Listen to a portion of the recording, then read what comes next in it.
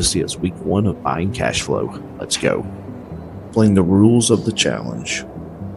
I'm starting with $3,000. Each week I'll add another $100 to the portfolio. Any dividends, option premium, or interest earned will be reinvested back into the account.